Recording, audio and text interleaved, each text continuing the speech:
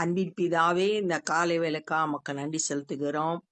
ஆண்டவரே, உம்மை துதிக்கிறோம், ஸ்தோத்தரிக்கிறோம். உடைய முகத்தை நோக்கி பார்க்கிறோம். ஆண்டவரே, உம்மை ஸ்தோத்தரிக்கிறோம். நன்றியோடு உம்மை துதிக்கிறோம், ஸ்தோத்தரிக்கிறோம். ஆண்டவரே, ஸ்தோத்திரம் கர்த்தாவே, உம்மை ஸ்தோத்தரிக்கிறோம். கர்த்தருக்கு பயப்படுகிறவன் எவனோ அவனுக்கு தாம் தெரிந்து கொண்ட வழியை போதிப்பார் என்று சொல்லப்பட்டபடி, ஆண்டவரே, நாங்க நடக்க வேண்டிய வழியை எங்களை காட்டி நல்ல பாதையில எங்களை கரம் பிடித்து நடத்தி செல்லுங்க. இந்த நாளின் வேத தியானத்தை எங்களுக்கு ஆசீர்வாதத்தை தாங்க.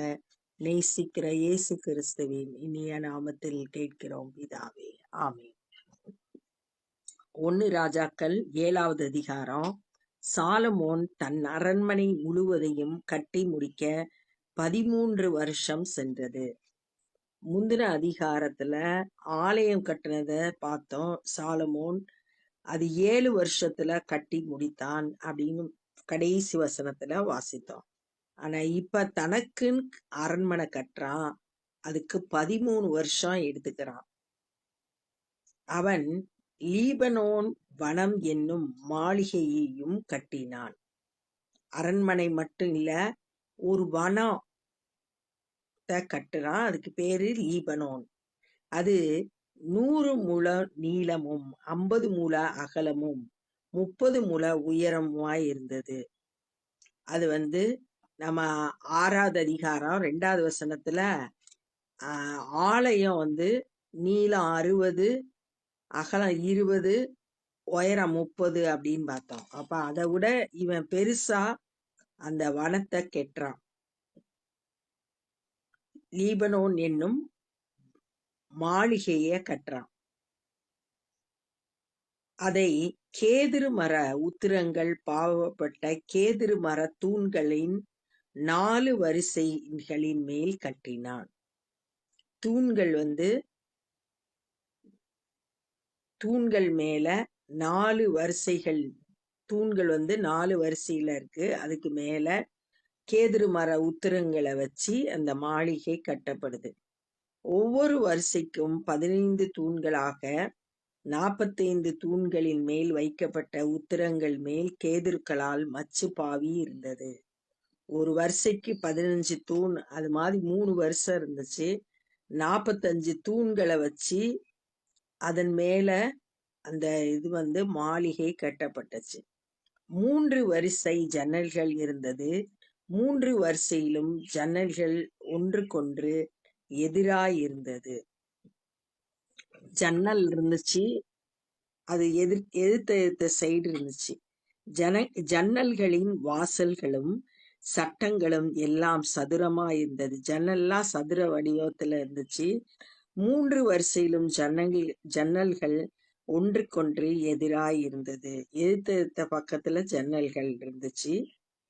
50 முழ நீளமும் 30 முழ அகலமுமான மண்டபத்தையும் தூண்களையும் நிறுத்தி கட்டினான். இப்ப 2வது மண்டபம் இங்க சொல்லப்பட்டிருக்கு. அது 50 முழ நீளம் 30 முழ அகலம் உடைய தூண். அந்த மண்டபமும் அதன் தூண்களும் உத்திரங்களும் மாளிகையின் தூண்களுக்கும் உத்திரங்களுக்கும் எதிராய் இருந்தது. கட்டின மாளிகைக்கும் இது எதிராய் இருந்தது. தான் இருந்த நியாயம் தீர்க்கிறதற்கு நியாயாசனம் போடப்பட்டிருக்கும் ஒரு நியாய விசாரணை மண்டபமும் கட்டி, 3வதாக ஒரு மண்டபம் இருக்கு. அது நியாயம் விசாரிக்கிறதுக்கு தன்னுடைய சிங்காசனம் போடுறதுக்காக அவன் ஒரு நியாய விசாரிப்பு மண்டபம் கட்டுறான். அதன் ஒரு பக்கம் துவங்கி மறுபக்கம் மட்டும் கேதுரு பலகையினால் தளவரிசைப்படுத்தினான். தரையெல்லாம் கேதுரு மரத்தினால போட்டிருந்தான். அவன் வாசம் பண்ணும் அவனுடைய அரண்மனை மண்டபத்திற்குள்ளே அதே மாதிரியாக செய்யப்பட்ட வேறொரு மண்டபமும் இருந்தது. அந்த அரண்மனைக்குள்ளேயே இன்னொரு மண்டபத்தையும் கட்டி வச்சிருந்தான். சாலமோன் விவாகம் பண்ணின பார்வோனின் குமாரத்திக்கும் அந்த மண்டபத்தை போல ஒரு மாளிகையை கட்டுவித்தான்.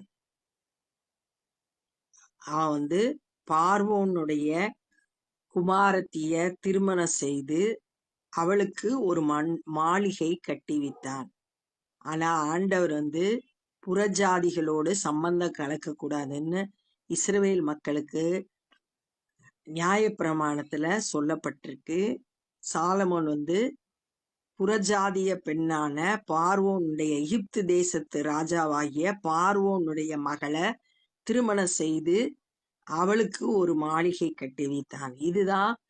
அது தவிர நிறைய புறஜாதி பெண்களை சாலமோன் திருமணம் செய்ததன் மூலம் அவங்கள பிரியப்படுத்துறதுக்காக அந்நிய தெய்வங்களை வழிபட்டு கர்த்தரை சேவிக்கிறதுல உண்மை இல்லாம போயிட்டான். அதான் அவங்க தகப்பனான தாவீது உத்தமமா கர்த்தரை பின்பற்றினா.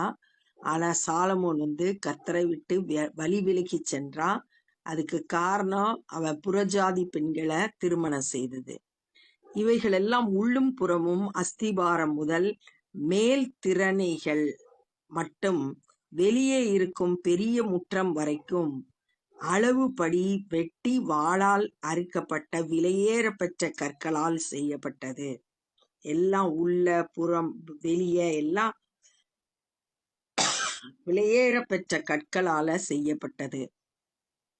அஸ்திபாரம் 10 முழ கற்களும் 8 முழ கற்களுமான விலையேற பெற்ற பெரிய கற்களாயிருந்து பெரிய பெரிய கல்லை வச்சு அஸ்திபாரம் போடப்பட்டது. அதன் மேல் உயர அளவுபடி பனிப்படுத்தின விலையேற பெற்ற கற்களும் கேதுரு மரங்களும் வைக்கப்பட்டிருந்தது. பெரிய முற்றத்திற்கு சுற்றிலும் 3 வரிசை கேதுரு மர உத்திரங்களால் ஒரு வரிசை பனிப்படுத்தின கற்களால் செய்யப்பட்டிருந்தது. கர்த்தருடைய ஆலயத்தின் உட்பிரகாரத்திற்கும் அதன் முன் மண்டபத்திற்கும் அப்படியே செய்யப்பட்டிருந்தது. எப்படி ஆலயத்துக்கு செய்யப்பட்டதோ அது போலவே அவனுடைய மாளிகையிலும் செய்யப்பட்டிருந்தது. ராஜாவாகிய சாலமோன் ஈராம் என்னும் ஒருவனை தீருவிலிருந்து அழைப்பித்தான். தீருன்றது புறஜாதிகளுடைய தேசம். அங்கிருந்து ஒருத்தனை கூட்டிட்டு வரான், ஈராம். அந்த தீருவோட ராஜா ஏற்கனவே ஈராம்னு பார்த்தோம். அந்த ராஜாவை இல்ல, இப்ப நம்ம பார்க்கறது வேற ஒருத்தன். அவன் ஈராம்ன்றவனை கூட்டிட்டு வரான். இவன் நப்தலி கோத்திரத்தானாகிய ஒரு கைம்பெண்ணின் மகன். நப்தலி கோத்திரம் இஸ்ரவேலோட 12 கோத்திரத்துல ஒரு கோத்திரம் நப்தலி கோத்திரம். அந்த நப்தலி கோத்திரத்துல பிறந்தவன் தான் கைம்பெண்ணோட கணவனை இழந்த பெண்ணோட மகன் ஈராம். அவன் தகப்பன் தீரு நகரத்தானான கண்ணான். அவங்க அப்பா தீரு நகரத்தான், புறஜாதியினர். அம்மா இஸ்ரவேல் ஜனா, அப்பா புறஜாதி. கண்ணான் அப்படின்னா, கண்ணான் அப்படின்னு சொன்னா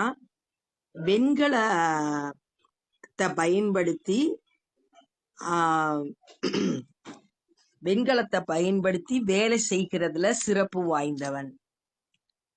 அவன் சகலவித வெண்கல வேலையையும் செய்யத்தக்க யுக்தியும் புத்தியும் அறிவும் உள்ளவனாயிருந்தான்.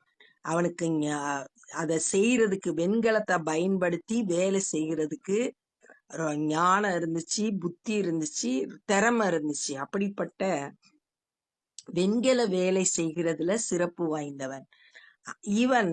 ராஜாவாகிய சாலமோனிடத்தில் அவன் வேலைகளை எல்லாம் செய்தான். இவன் 2 வெண்கல தூண்களை உண்டாக்கினான். 2 வெண்கல தூண், பெரிய தூண் செய்தான். ஒவ்வொரு தூண் 18 முழ உயரம். ஒவ்வொரு தூணின் சுற்றளவு 12 முழ நூல் அளவாய் இருந்தது. உயரம் 18, சுற்றளவு 12. பெரிய தூண் 2 செய்தான். அந்த தூண்களுடைய தலைப்பில் வைக்க வெண்கலத்தால் வார்க்கப்பட்ட 2 கும்பங்களை உண்டாக்கினான். மேல தூணுக்கு மேல 2 கும்பங்கள் இருந்தது. ஒவ்வொரு கும்பமும் 5 முழம் உயரமா இருந்துச்சு. அந்த தூண்களுடைய முனையின் மேல் உள்ள கும்பங்களுக்கு வலை போன்ற பின்னல்களும் சங்கிலி போன்ற தொங்கல்களும் ஒவ்வொரு கும்பத்திற்கும் எவ்வேளாக இருந்தது. ஒவ்வொரு கும்பத்திலையும் 7 7 இருந்துச்சு.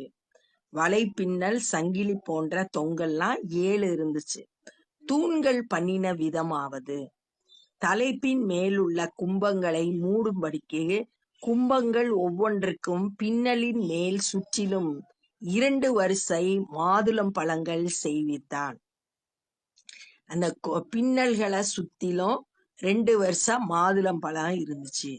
மண்டபத்தின் முன் இருக்கும் அந்த தூண்களுடைய தலைப்பின் மேல் உள்ள கும்பங்கள் லீலி புஷ்பங்களின் வேலையும் 4 முழ உயரமாய் இருந்தது. அந்த தூணோட மேல இருக்க கும்பத்துல இருக்க லீலி புஷ்பத்தோட வேலை 4 முழ உயரம். 2 தூண்களின் மேல் உள்ள கும்பங்கள் செய்யப்பட்ட பின்னலுக்கு அருகே இருந்த இடத்தில் விம்பின 200 மாதுளம் பழங்களின் வரிசைகள் சுற்றிலும் இருந்தது. மற்ற கும்பத்திலும் அப்படியே இருந்தது. ஒரு கும்பத்துல எப்படி இருந்துச்சோ அதேதான் அடுத்த கும்பத்துல.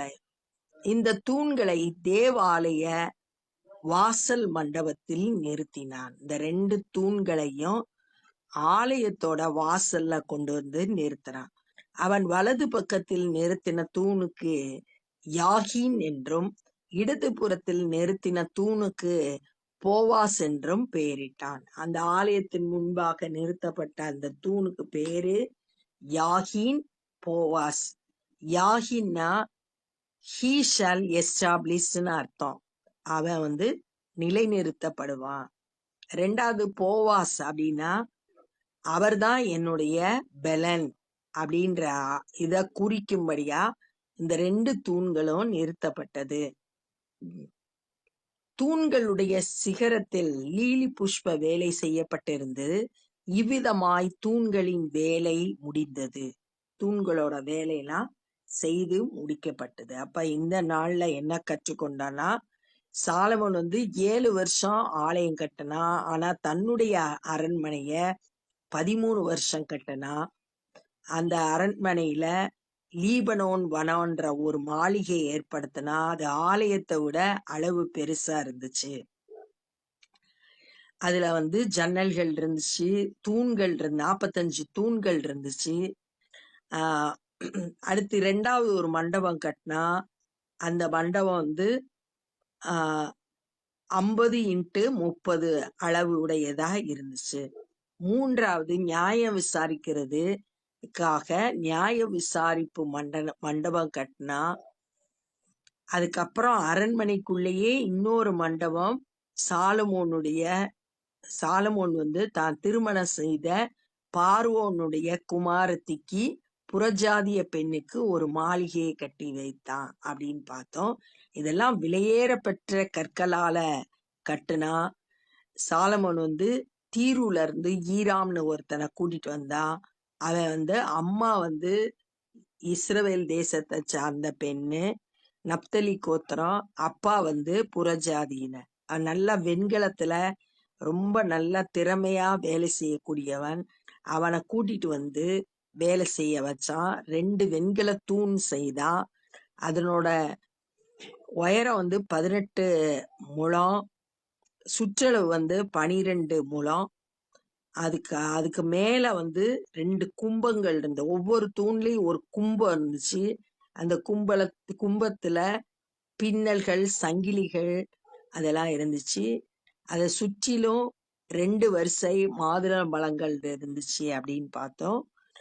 இப்படியா அந்த கும்பங்கள் இருந்துச்சு.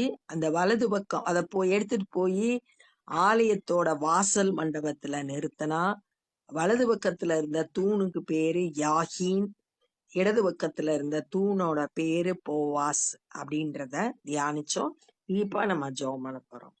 அன்பின் பிதாவே, இந்த நாள்ல நாங்க கற்றுக்கொண்ட இந்த வேத பகுதிக்காய் நன்றி செலுத்துகிறோம். ஆண்டவரே, சாலமோன் ஆண்டவரே உம்மை நேசிக்கிறத விட ஆண்டவரே மற்றவர்களை நேசித்து ஆண்டவரே வழி விலகி சென்றதை இந்த நாள்ல கூட நாங்க பார்த்தோம். ஆண்டவரே ஆலயத்துக்கு விட தனக்கு அதிக முக்கியத்துவம் கொடுத்து எல்லாவற்றையும் செய்ததை தியானித்தோம். ஆண்டவரே அப்படி இல்லாம உம்மை கனம் பண்ணிக்கிறவர்களாய், உம்மை நேசிக்கிறவர்களாய், உம்முடைய சித்தத்தை செய்கிறவர்களாய் இந்த காலை வேளையில நாங்க எங்களை ஒப்பு கொடுக்கிறோம். எந்த ஒரு ஆண்டவரே உமக்கு பிரியமில்லாத காரியமும் எங்களிடத்துல காணப்படக்கூடாது. ஆவியானவர் எங்களை முழுவதுமாய் ஆளுகை செய்யுங்க. ஆண்டவரே உம்முடைய வழிகளில் நடக்க எங்களை ஒப்பு கொடுக்கிறோம். எங்க ஒவ்வொருவரையும் ஆசீர்வதிங்க. இந்த நாள்ல சுவிசேஷ பணி செய்கிறவங்களை கரத்தில் எடுத்து பயன்படுத்துங்க. ஆண்டவரே நாங்களும் எங்களால் என்ற ஊழியங்களை செய்து உம்முடைய நாமத்தை மகிமைப்படுத்த கிருபை தாங்க. நேசிக்கிற இயேசு கிறிஸ்துவின் இனிய நாமத்தில் கேட்கிறோம் பிதாவே, ஆமென். என் ஆத்துமாவே கர்த்தரை ஸ்தோத்திரி, என் முழுவதுமே பரிசுத்த நாமத்தை ஸ்தோத்திரி. என் ஆத்துமாவே கர்த்தரை ஸ்தோத்திரி, கர்த்தர் செய்த சகல உபகாரங்களை மறவாதே. ஆமென். God bless you.